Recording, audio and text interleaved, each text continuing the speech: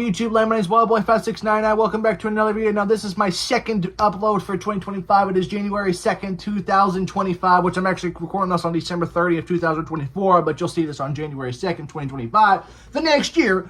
A couple of days ago, or a couple of days ago, I made a community tab talking about showing my favorite and least favorite movies of 2024. And this video is just explaining why they're my favorite movies and why they're my least favorite movies. So for this video, particularly, we're going to be talking about my top 5 favorite movies of 2024. I gotta get the list going. My favorite movies of 2024. I only got 5 because I didn't see many movies this year in the theaters. Same thing with top 5 least favorite movies of 2024. But this is going to be my top 5 favorite movies of 2025. Again, this is just my personal opinion on what I think about these movies. About these movies I've seen this year. And this list are probably the top 5 favorite movies of the year. Some of them you'll expect, some of them you wouldn't. Some of them I've talked a couple of times. A couple of these I haven't even talked about. But like I said, this is just my personal opinion. If you had a favorite movie in 2024, let me know in the comments down below. Without further ado, let's jump right into it. I'm actually doing this standing up because my legs are falling asleep, and when they fall asleep, you cannot move them until they wake back up. Anyway, number 5 goes to Reagan, starring Dennis Quaid, which is about the life and career of Ronald Reagan as an actor and president of the United States. Now, this is probably a controversial pick, but like I said, I did watch this movie when it was released, just for the heck of it. The reason I only know about this movie because I wasn't alive when Ronald Reagan was president from 1981 to 1981, so I've heard mixed feelings about him as president. I know my dad said he was a fantastic president. I had one of my great uncles said he was a horrible president, but my dad was a kid, but probably in high school when Ronald Reagan was president. My great uncle was probably about in his 30s or 40s when Ronald Reagan was president. But Ronald Reagan, of course, in like the second or third month into his presidency, he almost got assassinated. And of course, before he was getting president, he was an actor in the 50s and 60s and decided to run for president. And then in the 1980 election, he almost got every single state. And then in the 1984 election, he got every single state besides, I think, Minnesota, because the person he was running against in the 1984 election ended up only one in the state he grew up in. But every state besides Minnesota in the 1984 election, Ronald Reagan got it. And then he was president from 1981 to 1989. And then his vice president, George H.W. Bush, became president in 1980. After he left office in 1989, George H.W. Bush was president from 1989 to 1993 until Bill Clinton got into office. And one of the reasons I heard about this movie because not only was about Ronald Reagan and Dennis Quaid, but Scott Stapp ended up playing in the movie as Frank Sinatra, out of all things. But he was absolutely phenomenal. It was great to see Scott Stapp go through the reunion from Creed to breaking up in Creed in 2012 to making a solo album to almost becoming homeless and having a psychotic breakdown. But luckily, he ended up getting the help that he needed. He had a supportive wife with him. Ended up joining the supergroup band Art of Anarchy. Made another solo album in 2019, and luckily, Wade got together with his former bandmates at Creed and has sold out 2 headline cruises and dozens of shows throughout, and dozens of sold-out stadiums in the United States. So, good for him. Good for Scott Stapp. Anyway, like I said, this pretty much talks about the year, pretty much the life and career of Ronald Reagan. Like I said, it's only got an 18% of Rotten Tomatoes and had maybe a controversial pick from the strictest list. But like again, this is just my personal opinion. So number 5 goes to Reagan. Now, number 4 on this list goes to Beetlejuice. Beetlejuice starring Michael Keaton, Catherine O'Hara, Jenna Ortega, Winona Ryder. I don't know. I think they were the same person. But anyway, like I said, Beetlejuice came out this year in 2024. Michael Keaton's return as Beetlejuice. Got Catherine O'Hara, Winona Ryder, and of course Jenna Ortega to the new edition. Like I said, I was a little bit skeptical about this movie when it came out. I did not see the first Beetlejuice until this year, at the first of the year. So fuck it, I'll just go ahead and say it.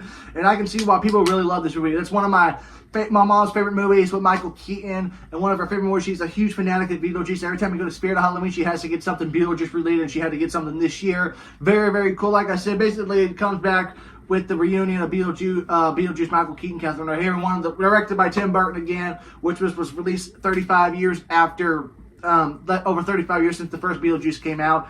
And like I said, they try to keep it kind of kid-friendly and not woke and everything like that. But like I said, a very enjoyable movie. I did like it. And they made a joke where Catherine O'Hara and Tim Burton made a joke, or Winona Ryder made a joke, saying the reason it took so long for Beetlejuice to get made was because Jenna Ortega was born. Her being born in 2002, and ever since Scream 5 came out, she had just been in every horror movie. The one with the Foo Fighters, we don't talk about them anymore. Fuck them. The X horror movie about making them a porno, Beetlejuice, and of course she's now starring in the Netflix series Wednesday. Fun fact: one of the people who plays in Wednesday is an actor who was from Fort Smith. So very, very cool on that. But like I said, very, very enjoyable movie. Easily one of the hilarious movies. Michael Keaton just goes phenomenal. Everything about Keaton, and it's the greatest thing ever. But like I said, recommend Beetlejuice. Very enjoyable. Thumbs up. So number 3 out this list goes to Deadpool and Wolverine. I would like, again, another movie I was really skeptical about, but I have enjoyed the first Deadpools. I know the first Deadpool was my favorite movie of 2016. I think it was I know Deadpool 2 was an honorable mention. I can't believe my dumbass put Solo, a Star Wars story, over Deadpool 2, which Deadpool 2 goes on my favorite movie list of 2018 instead of Solo, a Star Wars story. But like I said, Deadpool and Wolverine, like I said, really skeptical, starring Ryan Reynolds and Hugh Jackman, which was a little skeptical about it because in Logan, spoiler alerts, Wolverine ended up dying in Logan, but they go into great detail about him coming back in the Marvel Universe and everything. So very, very cool. And of course, Ryan Reynolds is just fucking hilarious in everything he's in, whether it be Deadpool, Detective Pikachu, or whatever he's in. Everything that Ryan Reynolds in, he gives it all. Like I said, I'm not gonna go too much detail on this movie because I don't want to give spoilers away because many people have not seen this movie yet. I know I was at the Fort Smith Comic-Con when my parents went to go see Deadpool and Wolverine. I wish I would have gone with them to see this instead of going to that awful convention. But again, not going to go into too much detail. Like I said, Ryan Reynolds is hilarious. Hugh Jackman just is phenomenal at whatever he's into. So, like, again, short clip summary. Deadpool and Wolverine easily goes to my top 3 favorite movies 2024. Sorry. The number 2 spot goes to Twister, starring Glenn Powell, Daisy Edgar Jones. Like I said, this movie's a hit and miss for everybody. Either you like it or didn't like it. So basically, this movie is a standalone sequel to the 1996 film Twister, starring Helen Hunt and Bill Paxton. So many of you guys know Bill Paxton passed away in 2017. Helen Hunt, supposedly many rumors were going around Helen Hunt was going to be in this movie, but Helen Hunt says has nothing to do with this movie. None of the actors in the Twister was in this movie. The only closest thing we got to original Twisters was Bill Paxton's son, James Paxton, was in the cameo of him being an asshole resident of the hotel and everything. So, like I said, I really love the effects in this movie. It's phenomenal. I like the graphics are so much better than Into the Storm. Glenn Powell does a fantastic job. I'm really glad that he's finally making a name of himself since he did this movie and Top Gun Maverick with Tom Cruise. I thought his character, Tyler Oates, was going to be an a-hole douchebag, but him actually helping people to get safety in this movie. For example, when in the scene with the rodeo scene where they have the F4 tornado and then getting to the pool scene, he tries to save the hotel clerk from getting swept away by the tornado, but this guy gets ahead of himself thinking he can get up and run for it, and then he gets swept away. But luckily, one of the things that really stand out for me, he actually tried to save as many people as he could throughout the movie because it makes him introducing him as being an a-hole douchebag, but as the movie goes on, he actually worries and cares about people. Now, like I said, I did enjoy this movie. My only complaint with this movie is every death in this movie is the same thing. If you're not getting swept, basically, it's pretty much the same thing. Everybody who died in this movie got sucked up in the tornado, which I deleted a review about. I don't know why I did. Like I said, Twister only had, I think, 2 or 3 people killing, which was Joe's dad and Jonas and his driver in Twister. But this one has, I think, about 5, 6, 7 people. I know, like I said, my only complaint was them getting swept. Every death was getting swept away by the tornado. But other than that, very fantastic movie. Graphic effects are well done. Really, really enjoyable movie. I wish I would have seen this the day it came out, but I was able to. I couldn't because I was jobless and I was going to just started a new job and everything. So when I was able to get some money in, the day I was supposed to go to Oklahoma Comic Con in Tulsa, I wasn't able to go, so I went to go see Twisters instead. But like I said, easily my favorite movie one of my favorite movies of 2024. Only complaint with it, every death was the same exact way. Other than that, fantastic movie. Thumbs up for me. And the number 1 spot of my favorite movie 2024 is no surprise, Sonic the Hedgehog 3.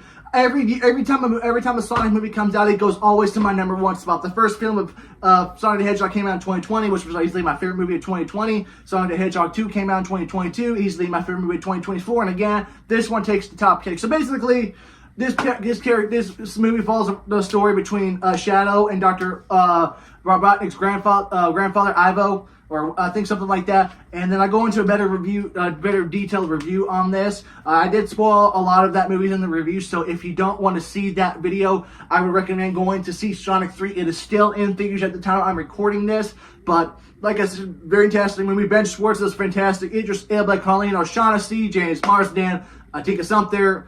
I can go all in all about the Grand Theft. Of course, Jim Carrey doing doing a double role in this, just fantastic. Him giving his all in this movie. So I'm glad he comes back for these movies. I think these are the last 3 movies he's in. Was in Sonic 1, 2, 3.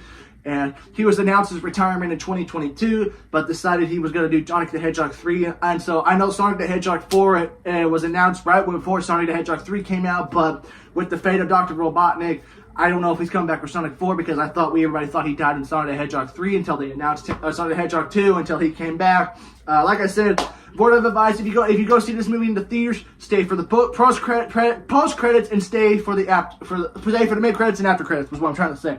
Like I said, easily highest rate. This one is the highest rating movie on Rotten Tomatoes. The first one has like a 62, the second one has a 63, and this one has a whopping 80 something on Rotten Tomatoes. So Sonic just gets better and better and better. Went from everybody shitting on this from the design, and now becoming to a fantastic, great trilogy for the 21st century. So, Sonic the Hedgehog 3 takes the #1 spot for me.